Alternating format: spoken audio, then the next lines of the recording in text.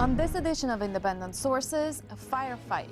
Why veteran black firefighters in New York remain skeptical about change 6 years after a major court ruling. Lost in translation, helping Asian women who are victims of abuse find their voice. And The Boxer and the Baker, a Polish businessman who's amassed a star-studded clientele and built a global brand in 2 different businesses.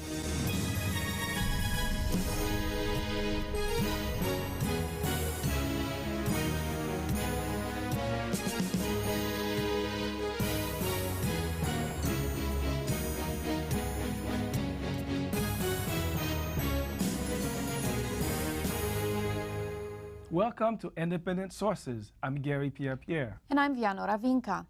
Back in 2007, a court ordered the New York City Fire Department to do more to diversify its ranks. The ruling was hailed as a triumph for the Association of Black Firefighters, called the Vulcan Society. They had filed the suit against the FDNY, citing unfair testing practices. 6 years later, though the FDNY has implemented some changes, there are still some in the department who remain skeptical. Currently, only 3% of New York City's firefighters are black, 6% Hispanic, 1% Asian, and less than 1% are women. I spoke to City Limits contributor Roger Taylor and the president of the Vulcan Society, David Coombs, about why there's still so much trepidation among black firefighters. Roger, you wrote about the number of black firefighters in FDNY as compared to the number of black firefighters in fire departments in major cities across the country. How does New York compare to the other cities? You know, extremely at the bottom. If you compare, most cities have, most of the major cities today are more reflective of the population in terms of the percentage of minority and African American firefighters. New York City has about 3% before these new hirees were, you know, started, before the new test occurred. So hopefully things will change, but at this point, it's been for years about 3 to 4%. Hopefully. How hopeful are you, John, about the change that may come or may not come with this new ruling? Well, I'm optimistic because the ruling sets things in motion that could assist in a greater diverse department. For one, having a new exam that is less than likely that's going to create biases as the past exams have. How is it different? Well, the exams are first constructed by people who make exams, not by the fire department. Because in the past, for example, people thought that these exams are simple exams, and they may be on the surface. However, if you ask 1 or 2 questions about the fire service on an entry-level exam, then who are you catering to with those 1 or 2 questions? It seems innocent enough, but if you ask a question about something that should be entry-level, and it's asking a detailed question, who would know the answers? A volunteer firefighter. Where are they? Upstate and out east. We don't have but several volunteer houses, firehouses in New York City. Therefore, that population of men and women in the 5 boroughs wouldn't receive that information as a volunteer would. So it was a slight advantage, although they didn't want to acknowledge. And the family ties would also play. That plays into the roles. It certainly does. So the new exam is the first step. Secondly, we have the monitoring of how things are progressing throughout the department. The civilian board, there's a board, a review board, I should say, that looks at candidates, the whole history of the candidate. That's being monitored different. It's being used in a different way, not some chief or some other firefighter or some other person in the department putting a good word in for their son or relative. That no longer is acceptable, and that's another advantage.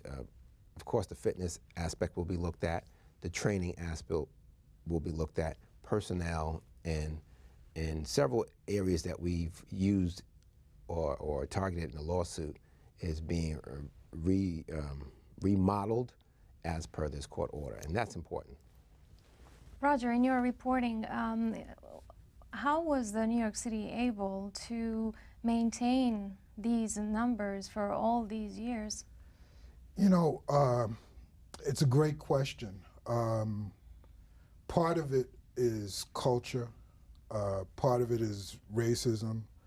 In the 70s, there was a lawsuit that forced 1 out of every 4 hires to be a minority. The lawsuit filed by the Vulcan Society. Yes, and I think it was in 73, but it only covered the particular class. So it was in effect basically from 73 to 77, and then the FDNY reverted back to practices as usual. You know, it's one of those issues. It's definitely a cultural issue. There's definitely people who feel a sense of entitlement, and you know, I question whether there are certain families or you know, people who have really had a larger role than we know, but you know, I haven't been able to really discover that yet. You spoke with more than a dozen black firefighters. What's the mood amongst them about what's change might come? I think they're cautiously optimistic. People have said, I mean, there's a lot of opposition to this within the fire department, so they're definitely fighting against a culture that exists and probably anticipating that it's going to be difficult initially for the new people. There's going to be a lot of resistance.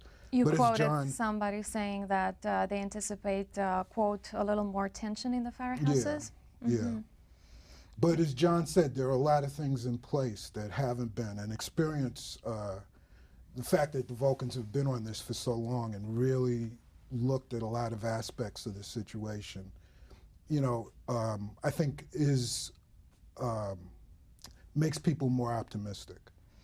The Vulcan Society is offering free training to people to assist them pass the exams. Talk about that, John. Well, whenever there's a posting for an exam, the Vulcan Society is always, and we continue to offer assistance to tutor individuals who like to take exams, as well as the physical aspect. Where our training, currently we're in Prospect Park. We're looking to go in another location in Queens shortly, but we're currently in Prospect Park. We're there on Saturdays to assist the individuals who've already passed the written exam and who's getting ready to go into the academy. And the goal there is to assure them that they've gotten and receiving what they need to enter the academy. It's not enough to say we want a new exam and we want blacks in the fire service. It is a responsibility of the society, the Vulcan Society, to ensure that some training is given to the candidates to assist them as they move forward to becoming a firefighter. So we'll continue to offer that. You say it's a responsibility of the Vulcan Society. Talk to me a little bit about this organization and its history.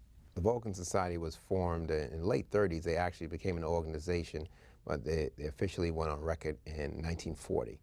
And the reason we were formed as an organization because there was a need for blacks in the FDNY to come together due to the mistreatment in the workplace. There was a lack of opportunities because you were black. You were given what was then known as the black bed. There was a black cup, black spoon. You can go on all day. You were just mistreated because of your pigmentation. Now, when that group was formed, the Vulcan Society, as it became known later, those individuals stood up together for equality and justice in the workplace. And that was the very beginning, really, of some form of social and justice for blacks in the workplace. So the Vulcan Society has done that. We continue to do that because it's necessary.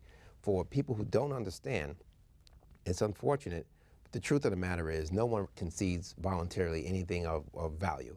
No one voluntarily says, you know, this has been a good run for me, let me give up this authority, let me give up this great opportunity. No one's going to do that. So we, the Vulcan Society, have to ensure that individuals in New York City, which we have almost 10 million people, have opportunities to New York City employment. It's not a farm system for someone who doesn't even live in our great city. How soon do you expect a change in the racial balance to happen, John? I would say this 4-year period of this new exam should reflect some change. We're not overly optimistic, believing that it'll be one fell swoop. We do, however, see if, for example, you get 200 blacks in the next 4 years, that would be more than the department has ever done in a 4-year period. So John? those are the things we're looking for. You know, as a writer, I'm really struck at the continuum of the Vulcan Society and just how John he comes out of this past that has been in existence, as he says, since 1940. And they're still fighting the same. I mean, if you look at the Vulcans and if you look at the issue of integration within the fire department, they're fighting against the city. The mayor's been in opposition of it. The union is in opposition of it. And most of the people they work with, I don't know if they're in opposition, but they're definitely not supportive. So I'm really struck at how, for instance, John talks about how they give classes. I've read in 1948 they were giving classes to people to try to get them in. So it's been happening a long time. This battle is historical, but it's also going on right now. The strongest opposition to the ruling came from a group called Merit Matters, which mobilized about 150 firefighters to the federal courthouse in Brooklyn to express objection to the ruling. Talk about that. You know, Merit Matters is this organization that was formed by a guy named Paul Mannix, basically to fight diversity in the fire department. They call people like John racist because they give classes to try to help minority people who are not exposed to the fire department the way, I mean, I know Paul Mannix tried to crash a Vulcan training session so he could get information for his nephew. Most black people in the city, their uncles don't work for the fire department, so they don't have that kind of advantage. I'd like to close giving the last question to John and ask you personally, as a black firefighter, what does it mean for you to be part of this, if I may call it, historic ruling? Well, you probably just answered. It's historic, and not just because we're black, because there's a needed change in the United States. It's not enough to have a black president. It's more important that we see this global world for what it is. We have a chance in New York to be part of the upswing of change in the world. And it's not in our benefit to keep holding back talent, to ignore resources. New York City residents are the resources for New York City employment. It is in our best interest as a city to ensure those people here are employed here, keeping the economic dollars here, rolling through the neighborhoods here, building a stronger New York. And it's in our benefit as New Yorkers to ensure that this happens. John Coombs and Roger Taylor, thank you both for being in studio with us today. Thank you. Still to come on the show, a voice for Asian women who have been victims of physical abuse. Before that, Sarah Pizon has some other news. Thanks, Vionara. Here's a look at some headlines from the ethnic and community media. Some New York City tenants are fearing potential displacement. El Diario La Prensa reports that the New York City Housing Authority has released details about its plan to lease subsidized lands to private developers in an effort to get out of debt. NYCHA is considering leasing 13 unused properties located in 8 public housing projects across East Harlem, the East Village, and the Lower East Side. Margarita Lopez of NYCHA says the spaces have high rent potential. They anticipate constructing spaces for low and middle income families. 50% of the concerned tenants are Latino. They fear losing communal spaces and eventual gentrification. The Housing Authority will begin accepting proposals from interested real estate companies at the end of April. Amsterdam News reports that a major bust in East Harlem has taken 63 gang members off the streets. The deaths of 2 members of True Money Gang back in 2009 fueled retaliatory violence over the next 3 years with 2 other gangs. Police say members of Air It Out, True Money Gang, and Hode are responsible for 3 murders and more than 30 shootings in the area since then. New York City Police Commissioner Ray Kelly said the department believes the arrest is a major step towards reducing gun violence in the city. Hasidic Jews have traditionally avoided public office and have resorted to fixers to act as intermediaries between their community and politicians. Now, the Ford reports that ultra-Orthodox groups are slowly turning away from this custom. According to Jewish scripture, Orthodox Jews are banned from politics, But some Hasidic activists say they no longer want to be regarded as outsiders. The shift can already be seen in upstate New York, where an Orthodox Jew sits on the Rockland County legislature, while another is running for mayor of Spring Valley. A bilingual brain functions better than a monolingual brain. That's according to a panel of professors and experts who studied the benefits and advantages of speaking more than one language. They presented their findings at the recent bilingual conference, Living with Two Languages, held at the Lycée Français of New York. French Morning reports that according to recent studies, being a polyglot leads to creative and smarter minds. Bilingualism in the United States is often seen as a method to teach English to immigrants, but the attendants at the conference say there is a socio-economic need to change this view. And finally, a new exhibit at the Bronx River Art Center forces viewers to consider what they discard as trash. The Mott Haven Herald reports that artists Mary Mattingly and Michael Cataldi opened a series of 5 exhibitions entitled Process and Progress, Engaging in Community Change. They hope to cast light on how our society uses and discards commercial products. The artists created imaginary tools by remodeling collected trash, such as light bulbs, umbrellas, and jars from West Farms and Mott Haven. Those were just a few stories from the ethnic and community media. Independent sources will be right back after this. My name is Fernanda. I'm the wife of a teacher. Budget cuts affected my husband's salary, so I'm picking up some part-time work. We're doing everything we can to make sure our kids eat today. Tomorrow, I just don't know. Fernanda, how'd I do? Well, I usually fold the underwear first. I meant the acting, but good to know. Play a role in ending hunger. Visit feedingamerica.org/hunger and find your local food bank. Imagine for a second that you're a woman who has just been beaten by her husband or partner and you're fearful for life. Then the police arrive, giving you hope that your attacker will be arrested and brought to justice. But instead of you recounting what happened, one of your children has to tell the traumatic story. Or worse yet, the police ask the man who laid hands on you to be your translator. That's the plight faced by many Asian women living in the city, especially those who speak little or no English, making it very hard to report their attackers to the authorities. I spoke with the outreach coordinator at the New York Women's Asian Center about spousal abuse in the community and how they are trying to avoid making women victims twice over. Shini, 85% of the women that you serve speak another language but instead of English, other than English rather. Yeah. So are they getting enough of the translation help that they need?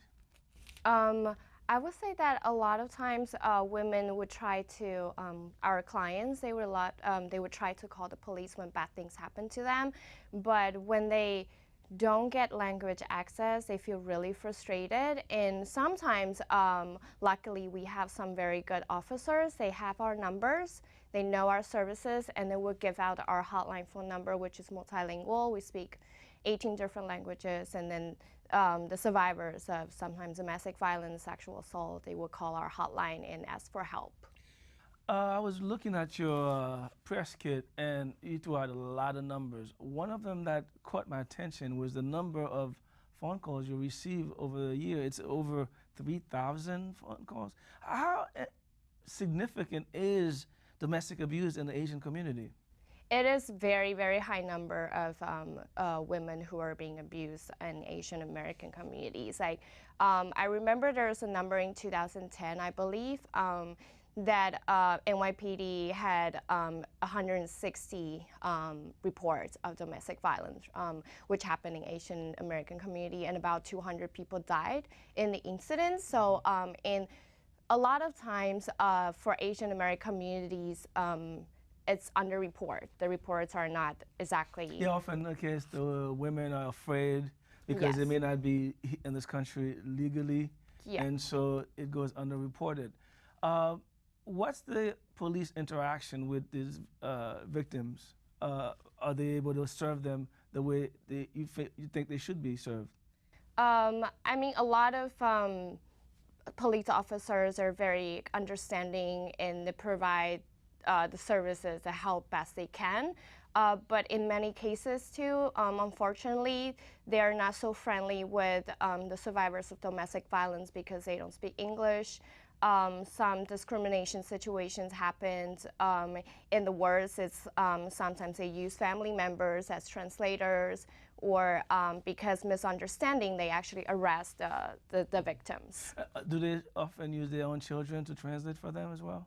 In many situations, they use the children because children, they may was born here and or they speak better English, so they use children to be the interpreters, or sometimes even abusers, because they translate because they're there. Yeah, because they're there. And the trouble with that is they could give the wrong information. Yes, and then get this the actual victim arrested.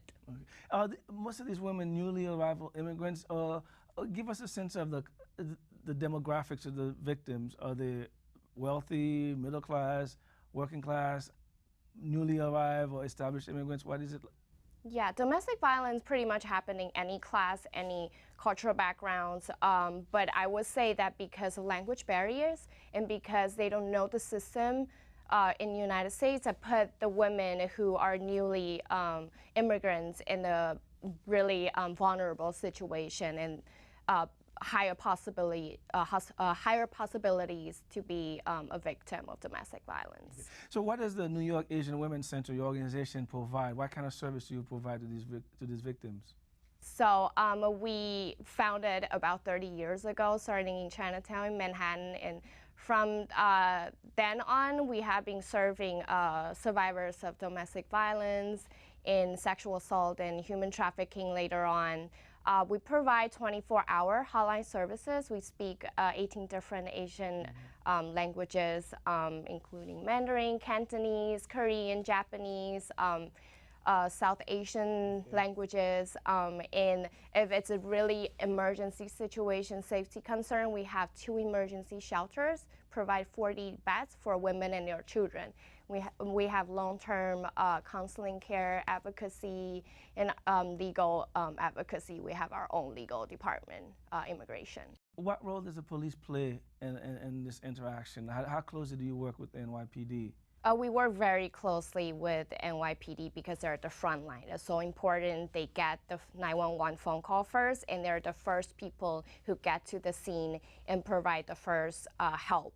So it's very important for us to work with them, and we go into local precincts and talk with the DVPO, domestic violence police officers, and community affair officers to talk about, how we can better help the survivors. And then we do like presentation to police officers who are actually, going out. So they know how to respond when they find domestic violence. Yeah. So what do you tell them, for instance? How should they react?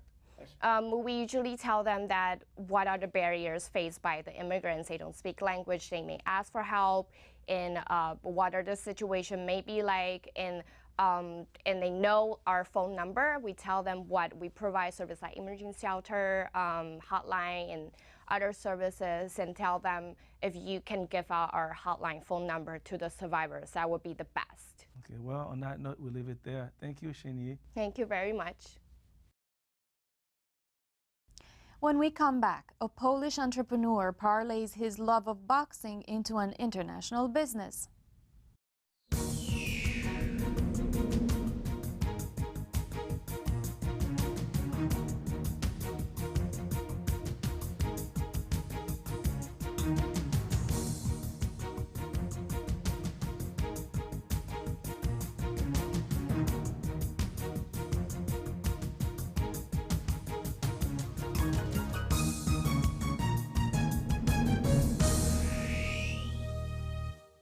Finally, from us, we profile a Polish businessman who was voted 2013's Men of the Year by the Pulaski Association of Business and Professional Men, an organization that promotes business owners of Polish American heritage. We hear more about how he earned that title in this report from Zephas LeBron. This is first part of the, operation. Mariusz Kołodziej is a businessman with interest in many different ventures, including bread making. We produce roughly about 350 different items every day. We deliver 3 to 4 times a day to the specific location. And boxing promoting. Global Boxing Promotion as a company got started about in 2010. So this is our third year in operation. Hudson Bread, on the other hand, was established nearly 20 years ago, in 1994, soon after Kowoje arrived in the U.S. I came educated from Poland, so it was easier, a little bit easier than for most people. I started with the real estate, then I went to the food business. A business that's been booming. His bread company caters to stars like Arnold Schwarzenegger and will also provide eats for VIP parties when New York City hosts the 2014 Super Bowl. Kowoje is a graduate of the Polish Naval Academy and tends to be very involved in the everyday running of the business. He built and now runs just about every aspect of the state-of-the-art bakery. I'm sending the inventory from the top, from the office. Let's say I need 1,000 pounds of the health bread. What they get downstairs is 1,000 bread of the health recipe. So they press 1,000, enter, and that's what they know. And that's it, wow. The bakery's success has allowed Kowoje the opportunity to indulge in one of his favorite pastimes, boxing. Boxing is my hobby. It's not a business per se. That's just Kowoje underselling the fact that he runs a world-class boxing gym right next to his bakery. That's Kowoje standing behind his boxer Mariusz Wach as he prepares to fight Vladimir Klitschko for the heavyweight championship of the world. So that was one of the biggest fights. The rest of the guys we basically building up. We have Patryk Majewski.